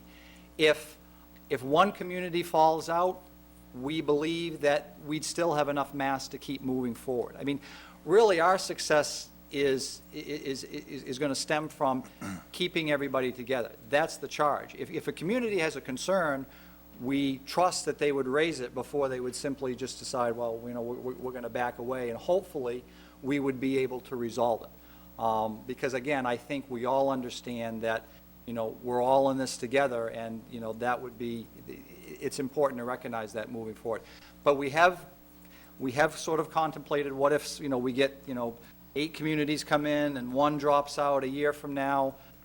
We've done some of that what-if planning, but really it's going to be this group that forms after the signing of the MOUs.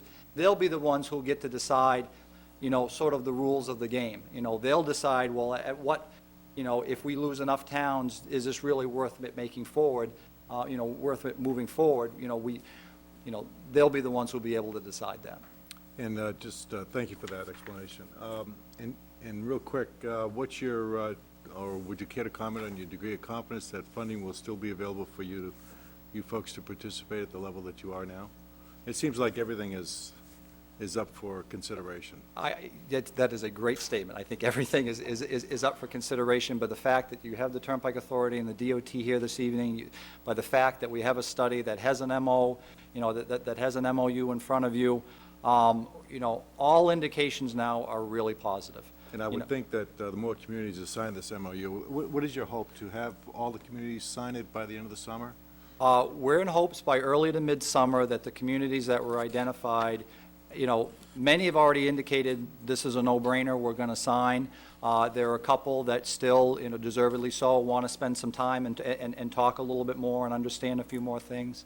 But again, we think that with communities signing early, that allows us to gain momentum, and hopefully that will get, you know, a lot of folks who will be able, you know, who will be willing to sign on board.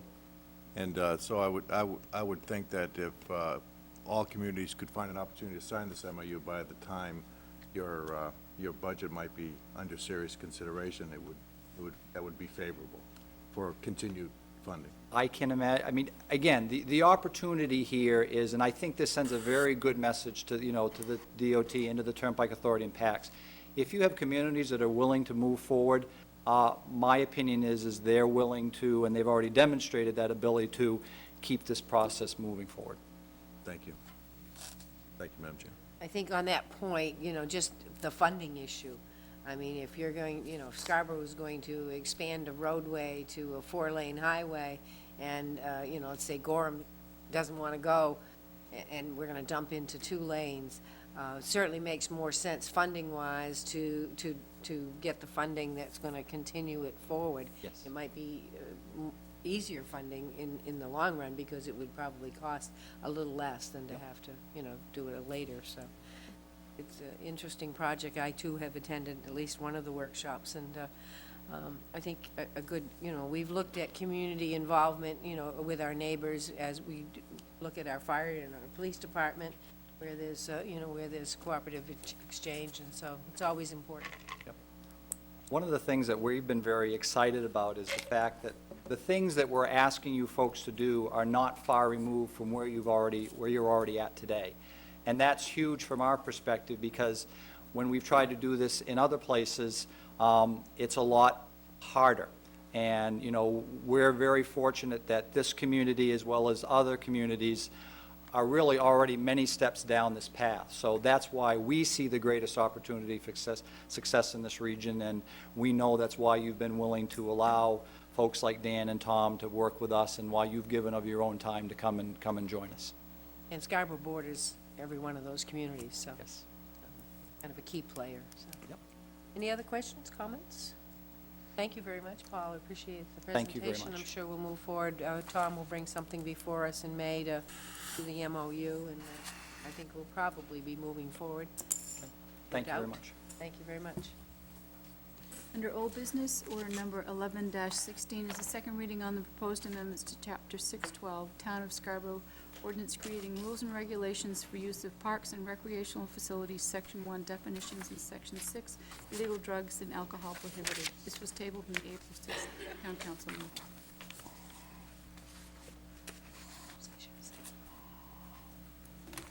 Go ahead. Sorry. For hogging the podium. Hi, I'm Ashley Bracey from Portland, 49 Quebec Street in Portland, Maine. On behalf of the local Healthy Maine Partnership, I just want to take this last opportunity on the tobacco issue tonight to remind the counselors here, and it's great to have the police chief here. That's a treat. That there's been multiple meetings regarding the issue of this tobacco ordinance. There's been dozens of people that have come on support of the ordinance, not just a resolution. We've had 2 local doctors come out, we've had multiple parents, we have students, we've had at least 10 students from the Scarborough High School. How often do you see high school students involved in a process like this? Not very often. So it's clearly, that speaks to me that it's super important. And then there's been people from the American Lung Association, American Heart Association, American Cancer Society. So there's been a pouring of folks that are in support of the ordinance. And I've been at all these meetings, and I've seen 2 people come out on support and not support of it. So it seems to me that the public is in support. But and I do, I know that people did, because we're a public health program, so we're here to educate folks, provide support, technical assistance, and educate other folks that are in your community. And I do know that several people did give calls and phone calls to some of the counselors that haven't necessarily been in support of the ordinance. So I just hope that you maybe listened to their email or their phone call, and consider that when you make your decision on this issue. So, thank you. Thank you, Ashley.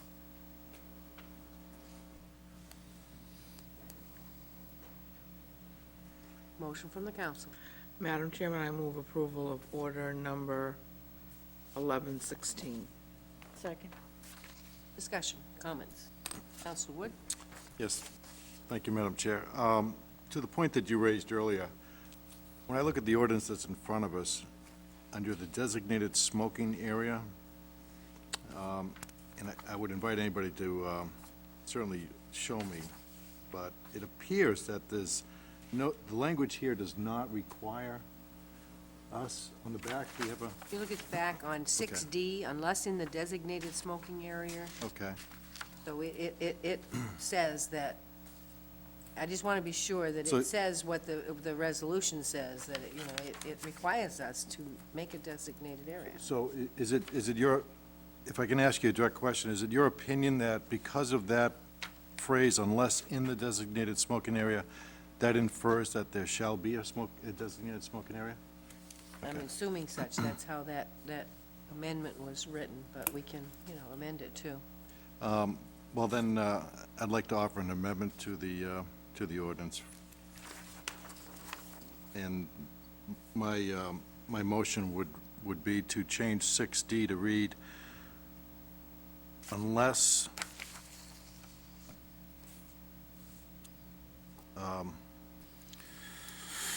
simply have 6D read, no person shall use tobacco on any town-owned property within 25 feet of any beach. And I'll explain, I think, the value of that, if I get a second. Second.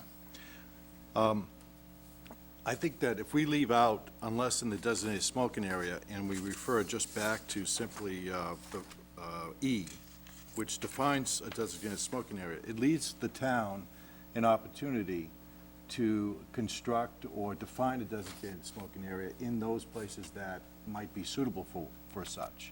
There may, without knowing the lay of the land and how each beach is site planned, if you will, there may be areas where a designated smoking area might be impractical. So I don't believe that this minor amendment, if adopted, would now encumber the town to create a designated smoking area. But it could choose to create one, allow the door to be open, if you will, if there is an area that invites the construction of designated smoking. Council Rancourt. Yeah, this concerned me too, Counselor Wood. I read it as a must, and my concern wasn't so much at the beaches, but this is covering all parks. And, for example, if our park abutted up against a school property, where by state law it's illegal to have smoking, we couldn't do one there. And so I just didn't want to force us into something that we might not be able to do in every instance.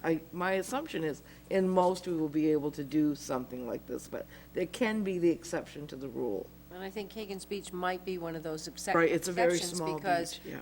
once you get 25 feet, you're on private property, and so we don't have the right to put a designated smoking area on private property, and it says we can't put it on town property. So, the issue is there a suitable place at Higgins Beach? There may be places at Ferry, and there may be places at Pine Point. But, at least, that doesn't tie us to absolutely having to. I mean, we can create them if there's an appropriate spot. So, Counselor Sullivan? If it says located off town-owned property, Yeah, I didn't quite get that either. then it would be on private property, Well- and who's gonna, I mean. Well, the purpose of that is some of the residents that live on Bayview at Higgins Beach are within 25 feet of the beach, and they are on their private property, and I know of one particular person who smokes. And, so, I mean, that would be banning his personal rights on his own private property, and I think that's why the ordinance committee put that in Actually, there. this was an amendment that Tom put together. Okay. We I did think not that's the discuss reason he this. put that in there, is because, each beach is unique, and I think Higgins Beach had that unique flavor that, there are some residents that do live within 25 feet, but they're on their own property, and, that's cutting it pretty close to, to a person's rights to smoke on their own property. Okay, well, let me put it this way, for the record, Okay? okay? We'll use Higgins Beach for an example. Where would be an appropriate place for a Designated smoking area. area? I don't know. I mean, it's like, you're enacting an ordinance, and we need to know, I meant the specifics of what's gonna take place. I'm through. As Counselor chairman of the Holbrook had- ordinance, we did discuss that. I could answer that a little bit for you, Let- Counselor let her Sullivan. answer. Carol?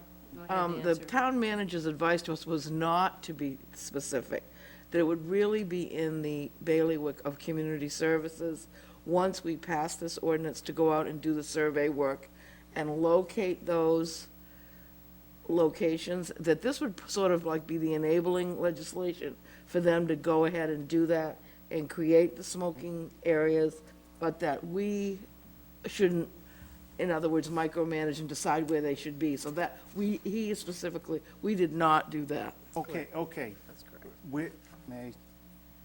Where you were involved in it, directly discussing this issue, once again, located off town property. Yeah, that wasn't my Where are you words. gonna put it? Yeah, that wasn't discussed in ordinance, Richard. Okay. That was an amendment that Tom put together at the last meeting, that was adopted at the last meeting, last council meeting. That was not discussed by ordinance. So I'm not sure, I don't have the answer to that, what he actually meant by that language. It's a little confusing to me as well. Okay, so, I would then assume, that if there was gonna be a smoking area, that it would have to be on the beach, on town property. Yes. But this says contrary. And- I'm sorry. and but I just- understand, but I think this is my thought, he's not here for us to ask, but what I think he was attempting to do was to protect people who have private property that is adjacent Yes. to. He wasn't speaking about us doing Right. a smoking area on that private property, but that their private property could be their own smoking area. That's what I think he meant. But you're right, this is a little unclear, and I think we can is. probably clean this language up a little. Right, it's very vague, so I would just say that, I mean, if we're gonna do this, that it be crystal clear to the public on what is expected and what we're doing within enacting this ordinance. And that's all I'd ask, and, I don't know, does this need to be continued, or? Well, I mean, we can always pass it with the proposed amendment, and certainly no ordinance is written in stone, and can then have a discussion with Tom to see, you know, whether there was any other intent, and then we can add to it. I just certainly. think that probably those last few words could be cleaned up. Jessica was next, and then Mike. Jessica? Going back to Richard's point, I mean, the way it reads, it kind of comes across as located off town property. I mean, I look at that as, well, where does it go? If it's not 25 feet by the beach and it can't be on town property, is it the side of the road, where, even using, like I said, Pine Point as an example, well, the lot is town-owned property, so where does it go? Council Wood. Okay, thank you.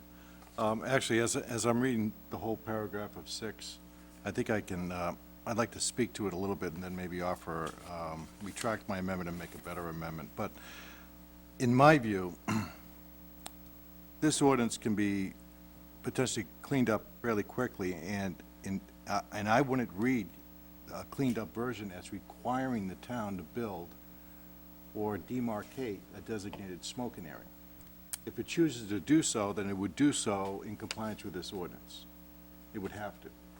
So, I mean, we have in like B, we have unless in the designated smoking area. C, same thing, unless in the designated smoking area.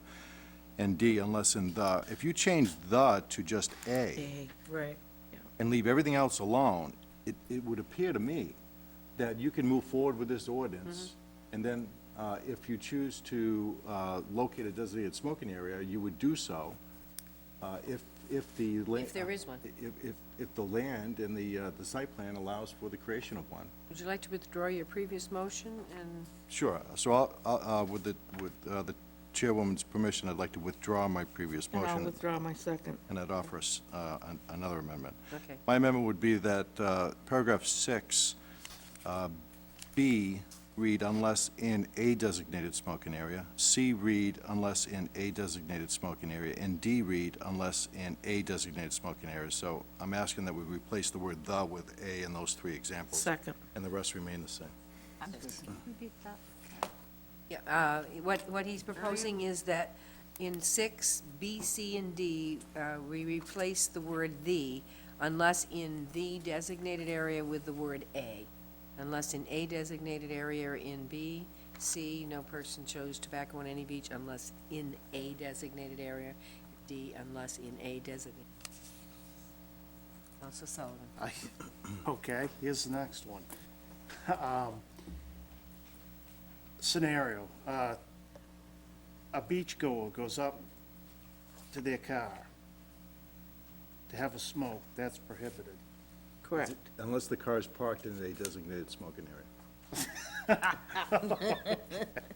All right, I just want people to know this. This is, part of it. You can't even go up to your car and have a smoke. We'll take down to Pine Point. That means no smoking in the parking lot either. It's a town property. Town-owned property. Okay, so people can't even leave the beach and go to their vehicle and have a cigarette. Because But you're making may I? Yes, You're absolutely. presuming, though, that there's no designated smoking area in these areas, and there may not be. Yeah, that's what I'm thinking, because I've run this scenario over and over again, and I don't know anywheres where you're gonna be able to have a designated smoking area as long as it's not located off town property. It isn't, but it isn't located doesn't- off it town doesn't- property. It has to be on town-owned property. All right.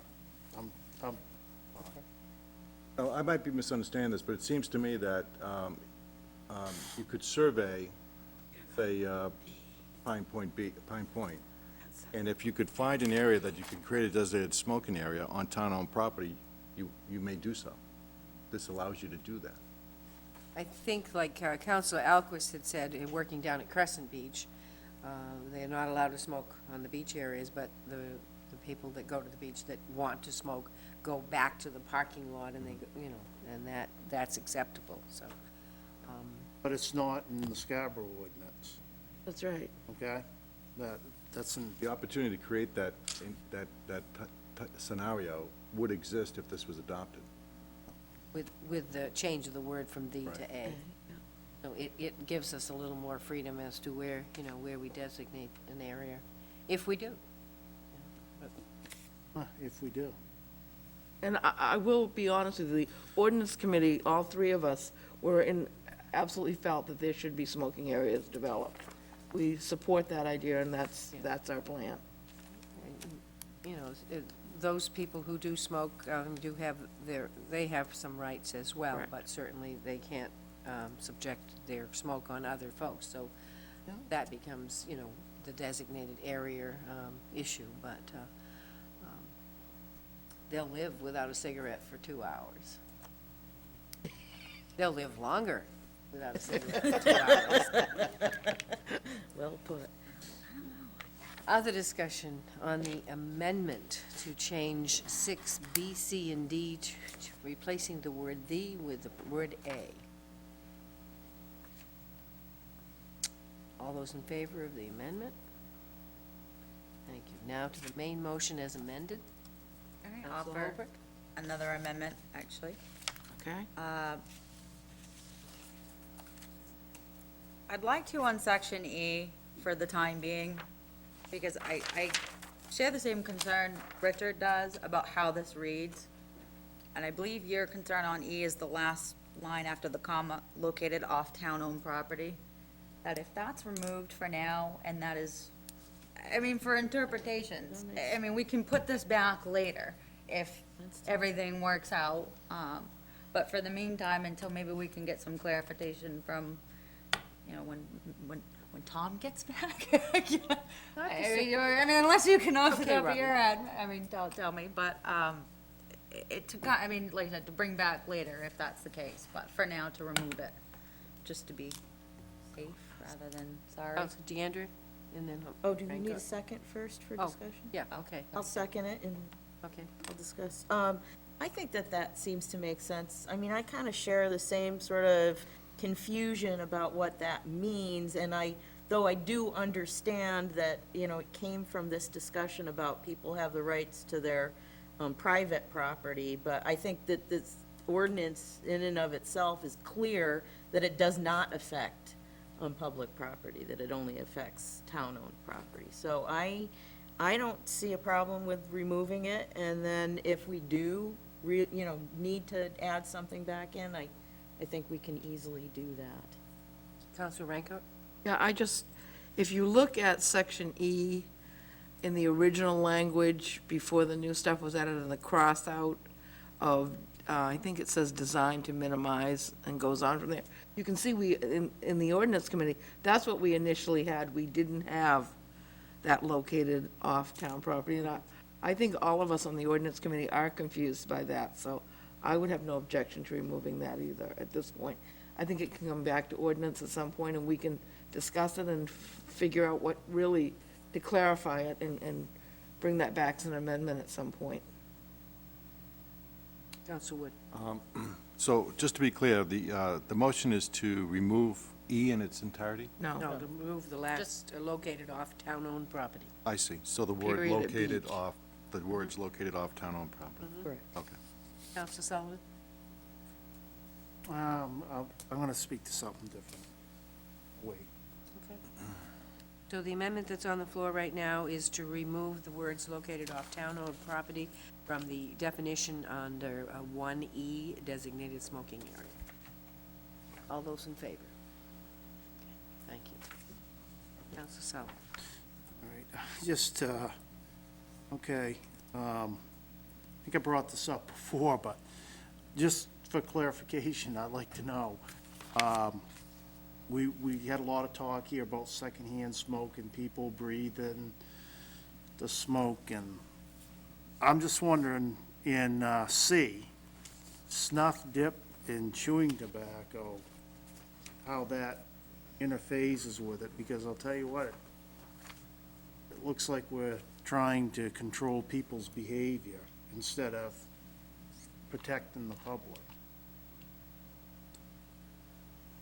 I think we're trying to re-educate the public, but you have to identify what you mean by tobacco, and there are, I mean.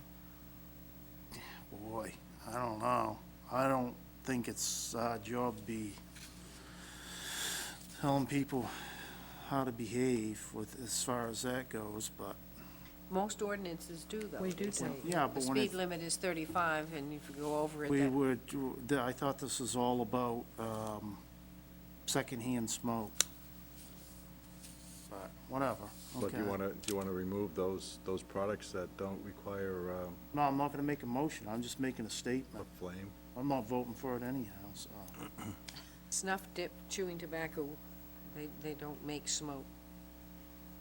They make terrible spurs. Absolutely. Spittoon. Yeah, that was our discussion in ordinance committee, was, we weren't in unanimity over this, but the feeling was that the pollution caused by people chewing and the proper disposal in a public area, we do not have spittoons set up, et cetera, so that it would be, that is full of, oh shoot, nicotine, just like any other smoking product, and if it's expectorate, I remember talking about this. It's not my favorite thing to discuss, but expectorating on the beach, and then that being covered up with sand, and some seagull coming along and eating that, or a kid, I mean, I don't really care to go there, but yeah, it happens. So that was why we included that as part of the definition. You're making me wish that I'd read all of that letter that lady sent, because she was talking about having scales outside of restaurants to weigh people, and if they weighed too much, they couldn't get in. No, that would be me, all right. We can get a little, we can get into this stuff really. Yeah, and for me, Too it's deep, it's the environmental, in this aspect, not the smoke. Loses its meaning. Counselor Wood, and then Counselor Hogan. I'm okay with these various products being in this ordinance. I may not be, I might be, might exhibit some energy to kind of strike one or two out, but it seems consistent with the 04 resolution that the council passed. And so I see it as really just a measure of expanding the 04 resolution to the beach area and incorporating one ordinance, so I'm not troubled by it. And, no, just to conclude, I do support this ordinance. As I stated at our last meeting, I think the time has come. It's been many years. I think smokers have been able to adapt, and I think this is not an unexpected initiative, certainly. I'm not concerned about I'm convinced, I should say, that the enforcement issue really won't be an issue. And I'm willing to take that chance, if you will, should I be wrong. And to the young lady who asked the question, how many folks contacted me in regards to support or not support. I think she said calls. I didn't get any calls, but if I could expand that question to include emails, I did get maybe 20, 25 for, and maybe one against. So the vast majority of the folks that contacted me were in support of this kind of an ordinance. But that in and of itself does not compel me to support an ordinance. I think anyone who's followed my time on the town council has been more than a couple times where I've stood in front of what appeared to be in the majority and gone a different direction. But I do support this ordinance, and I do support the citizens' seemingly overwhelming support of its passage, so. Council Thank you. Hobart. I proposed it in ordinance and it failed, and I kind of expect it to fail again now, but I wholeheartedly agree again with, boy, Richard, I've been agreeing with you a lot tonight. I did bring this up. I was very concerned with the same thing that he mentioned in section C, specifically the snuff, dip, and chewing tobacco. I understand your concern. I expect folks that do those sorts of activities is just that, personal choice. They can haul it. I've seen them. It's not my favorite thing, but I've seen them. They spit in their little bottle and they carry it out with them. Not my thing by any means, but there is no secondhand smoke with these products, and it's out overreaching a bit more than, the state rules, if you will, all revolve around the smoke, the things that create physical smoke. So I will put up a motion to amend Section C to read, means tobacco products, including but not limited to cigarettes, cigars, pipes, weed, or plant. So it would remove snuff, dip, and chewing tobacco. Is there a second? Second. Discussion. Council Wood. My biggest trouble with that is that this ordinance is drafted to include parks and recreational facilities. I mean, it's titled to create a tobacco-free environment for areas, town-owned areas beyond the beaches. So by striking those products from this ordinance, then we would be undermining the 04 resolution. And I'm guessing that wouldn't be your intention. The 04 resolution includes cigarettes, cigars, and chewing tobacco. It says, however, tobacco product including but not limited to cigarettes, cigars, and chewing tobacco.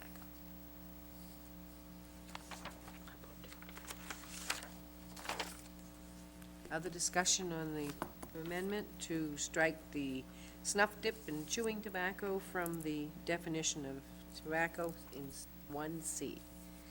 All those in favor? Opposed? Back to the main motion as amended. Any other comments? The amendments are as follows. 1C, striking the last words located off town-owned property, and 6, B, C, and D, replacing the word the after unless in B, C, and D to the word A. All those in favor of the ordinance as amended? Opposed? Thank you. As they say, And certainly, you have thanks. midnight tonight? Thank you to Ashley, Smoke 'em Carrie, if you and got 'em. Toby, and we look forward to the support with signage and all those good things. What'd you say? I'll just have That was very big. Under, Pretend you didn't hear him, Judy, at all. I said ordinance is going to effect at midnight, right? Midnight 01? Midnight. So I said smoke them if you got them. under new business, order number 11-30 is a first reading and schedule a second reading on the bond order for the municipal capital improvement projects for fiscal year 2010-2011. Before we start this municipal capital improvement projects, I would like to call on Ruthie, because I had some questions from counselors about the status of any of these bonded items, items to be bonded from the 2010-2011 budget, where they were in process. This basically, the bond order for municipal capital improvements usually is something that we do approve at this time of year. Many times the projects are already in process, and it's a matter of just verifying the bonding so that we can purchase the bonds. So with that, Ruthie, could you just give us an update on the status of these bonded items? Hi, Ruth Porter, Finance Director. Regarding the municipal bond orders, there are currently 4 items on this list that have not had any expenditures yet. I'm not 100% sure if they haven't had some start process within them. And those are the traffic replace fire alarm cable for $20,000, the Payne Road Island traffic calming, the townwide directional signage program, although I believe the Scarborough Economic Development Corporation has started a bid process for that. And the last one is the Martin Avenue Broad Turn Road culvert replacement. But all the others have been ordered and, Are in process. yeah. And on the education capital bonds? On the school side, all of the projects are currently in process. Thank you. Thank you very much. Thank you. Any comments from the public on the first reading of the bond order, Order 1130? What's that for the bar? This will be a roll call, right? No. Okay. You have a motion by the council, Get my number. I'll move- 1130. Move approval, Madam Chair, of order number 11-30. Second. Any discussion? This is the first reading. Council Wood? Yeah, the first reading, thank you. With no disrespect to Chief Bolton. There's probably a couple of questions just to refresh my memory. Tom was here just to go over, where we're at in certain projects and what exactly is, say, the Payne Road Island traffic calming, so I'll reserve and wait for those answers at our second reading, but I'm comfortable moving forward at first reading, certainly. And what are the World War I desktop computers, are those? No, they're not World really War I. old? Wentworth Intermediate. Oh, okay, I thought the same thing too, Mike. Okay. okay. That's what I said to Tony earlier. I said, "What's that, World War I?" No, it's Wentworth The Intermediate. building is old. Any other comments or questions on Order 1130? First reading. All those in favor? Thank you. Order number 11-31 is a first reading and schedule a second reading on the bond order for the school capital improvements projects for fiscal year 2010-2011.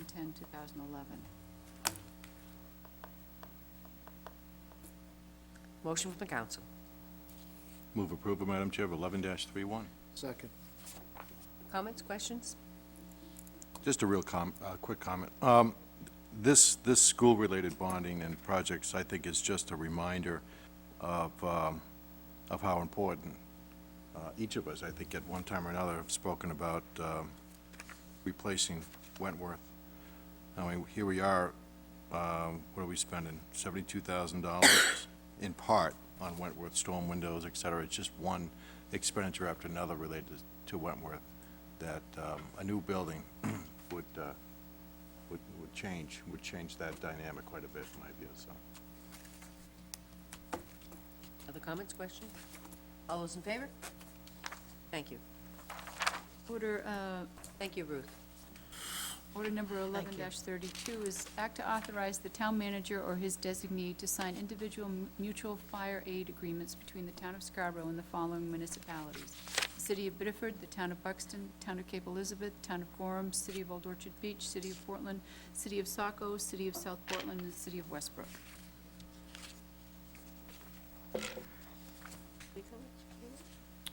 Again, if you want me to? Sure. Okay. This is pretty standard.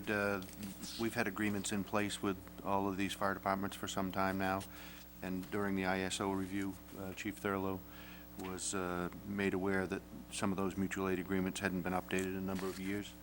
And so, since all the departments are in the same boat, they're either giving or receiving the mutual aid. The city of Portland offered to have their legal staff draw up a template that could be used, which they've done, and Chief Thurlow would like to have this body give the manager the authority to sign those agreements as they come in from other communities. Motion from the council. Move approval? Second. Discussion, questions, comments? I got a quick comment. Council Wood? Maybe, through the chair.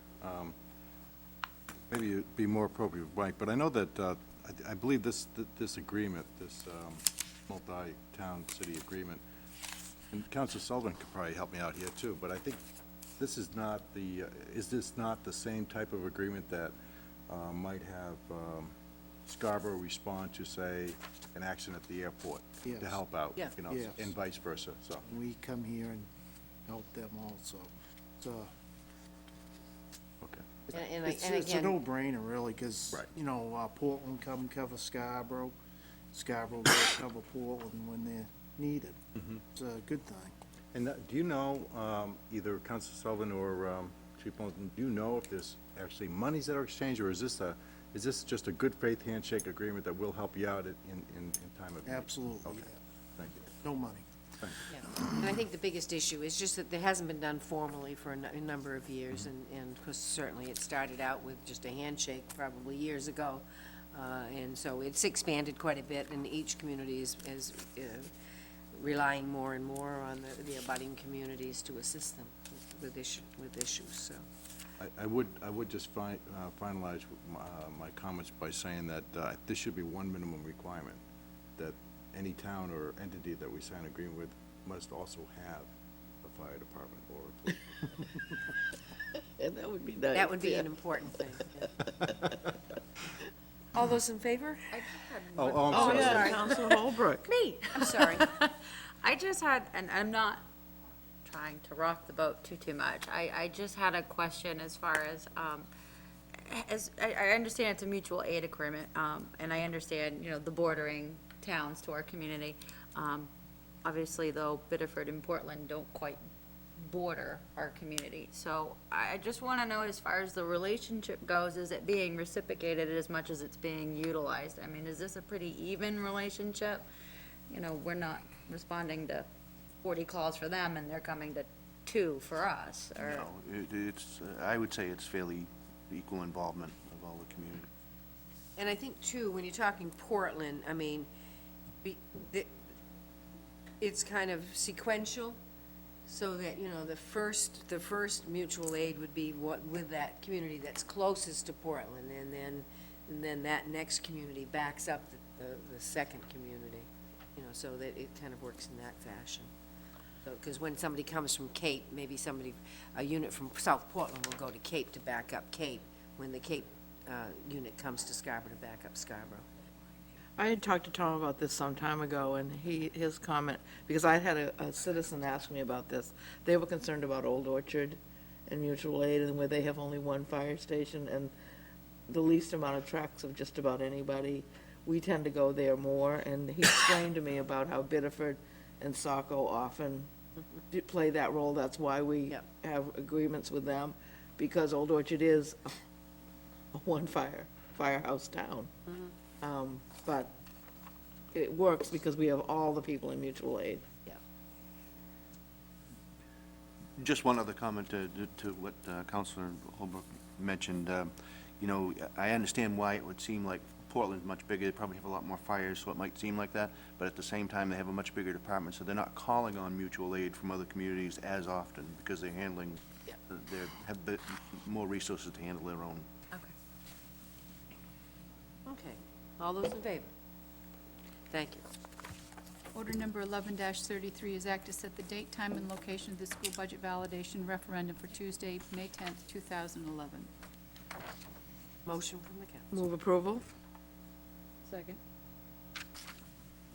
Carol? I just want to say that this is very important. This will also be the runoff election to fill the seat of Senator Larry Bliss. So at least one, is it only one district in our town, Tody, will be voting on that particular election? And this will be a town-wide election. So we're trying to save election money by having this election on the same day. And so hopefully we'll have a good turnout. Any other comments?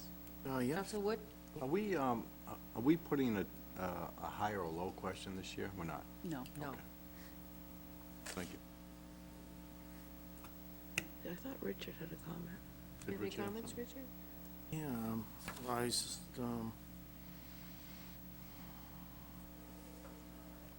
no, I'm all set. I thought I did, but I said it again. I'm all set, thanks. All those in favor?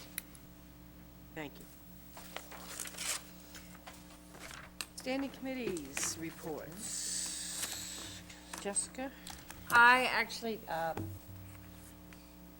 nothing huge to report. Okay. Counselor Sullivan? Council Wood, did you want to report on the finance, or? I'll speak to it a little bit. Go back to you maybe with the chairs. Okay, that's fine. I have no comments. Counselor Wood? Oh, thank you. Yeah, the Finance Committee met following 3 meetings with department heads and the like, and then I think our 4th meeting was just the Finance Committee, and of course, Town Manager. We made some further adjustments, and we'll be forwarding our recommendations to the council for a second reading. Before our recommendations, I believe, I'm going from memory, so forgive me, but I believe the tax rate stood at about 3.8%. Following our recommendations as they stand today, I think it's about 2.7%. I think I can speak to the, for the Finance Committee as a whole, in that the Finance Committee is unanimous in that they would really like to see that even be reduced further. So it's likely that we may call a meeting next week sometime and see what else we can do to present to the full council a number that may result in a tax rate increase somewhere at 2% or less is what we're hoping to achieve. There were some recommendations such as the town side and the school side was reduced fairly equally in the $250,000 range. And then the Finance Committee made some adjustments, and I might need Councilor Sullivan's help here. We recommended that the town not contribute to any not-for-profit agencies. I think there was a 2-foot contour study that was a $15,000 expenditure. The not-for-profit, by the way, was $18,000, and I'm sure I'm missing 1 or 2, but that's the best that my memory serves me at this point in time. Any other committees? No. Counselor Rancourt? Yeah, I'll give that. The public hearing on the budget is May 27th, which is next Wednesday at 7 PM. Yeah, May 27th for the full council. Oh, yeah, no. April 27th, I'm April. sorry. Next week. Next week is not May. It's a special meeting. I'm wanting spring to really be here. Yeah, yeah. Counselor DeAndrea? Nothing. Did you have any? Just to say that the ordinance committee is next Tuesday, and also the Oak Hill Study Committee will be meeting next Tuesday. 4 o'clock for the ordinance, a half hour early. And Counselor DeAndrea? Got nothing. I did, I'm sorry. Yeah, you had it. And as far as my committees, Energy Committee was to meet tomorrow, but because of school vacation, we didn't figure that in when we set the dates for the third Thursday of every month. So the meeting, the Energy Committee meeting will be next Thursday, April 28th at 7:30 a.m. in the Town Manager's Conference Room. Any comments from the acting town manager? I hope that I can report that the town manager's enjoying his vacation, and we haven't had to bother him too much. No reports of tornadoes or anything else? He was by the tornadoes before they happened, so that was a good thing. Good. Council member comments. Councilor Holbert? Yeah, just that I really, really hope, which has been one of my large concerns, just with all the beaches and the parks and all that. I do hope that it is a sooner rather than a later, that we do get those areas in, those designated areas, that it's not 2-3 years or never. And other than that, have a very happy and hoppy Easter. Councilor Sullivan? I'd like to wish all the residents of Scarborough happy Easter also, and I have no further comments. Councilor Wood? Thank you, and through the chair to Council Holbrook, you can play a major role in ensuring that the town construct designated smoking areas where they may be appropriate, and I'd be pleased to help you with that. And happy Easter to everyone here and at home. Thank you. Thank you for all our different faiths. Happy holidays. This is also Passover, and best wishes to you all. Thank you. I celebrated my very first Passover Seder this past week, and it was quite enjoyable, filled with a room of 24 or 25 people, and we went through the whole process. It was extremely interesting, and was glad to have done it. I just want to take a minute to quickly thank the folks who worked so hard on the tobacco ordinance, and that's Terry Eddy, who heads up the school's Ecos Club, and all the students involved in the Ecos Club. They came to all the ordinance meetings, and they were right there giving us their feedback and really being part of the process. And I think it's so important for our kids to really understand and feel comfortable with how things operate within our democracy. And I don't think that they always get that in their regular classes. So I was glad to have them as part of the process, because we started this process way back in August. So I also want to thank Ashley Bracy and Toby Simon from the Maine Healthy Partnerships. They were really instrumental in helping to draft the ordinance and help us through that process. And we don't have to say goodbye to them, because they will be helping us through the educational process as well. So many thanks to them, and looking forward to working with them in the future. And if I'm not mistaken, Chief, we still have gun locks available for our residents. Absolutely. They are free of charge, and you guys are still open 24 hours a Still day, open 24 hours a 7 day. days a week, Yes, ma'am. 365 days a year. They're better than LL Beans. Thank you. A couple of things that I wanted to say. One, with the replay of the last council meeting, citizens may have noted that the meeting cut off just when we began to discuss the first reading on the budget. And I don't want the residents to think, oh, yeah, the council did that because they didn't want us to hear what they wanted to say about the budget. So I have spoken to the gentleman that's running the video tonight, and hopefully we'll get to the person who's in charge of that programming and make sure that the council meeting is replayed in its entirety, because that's really important, particularly at budget time of the year. The other thing is there is a free drug disposal sponsored by the Drug Enforcement Administration and the Maine State Police. It will be on Saturday, April 30th, from 10 a to 2 p.m. at Eco Maine.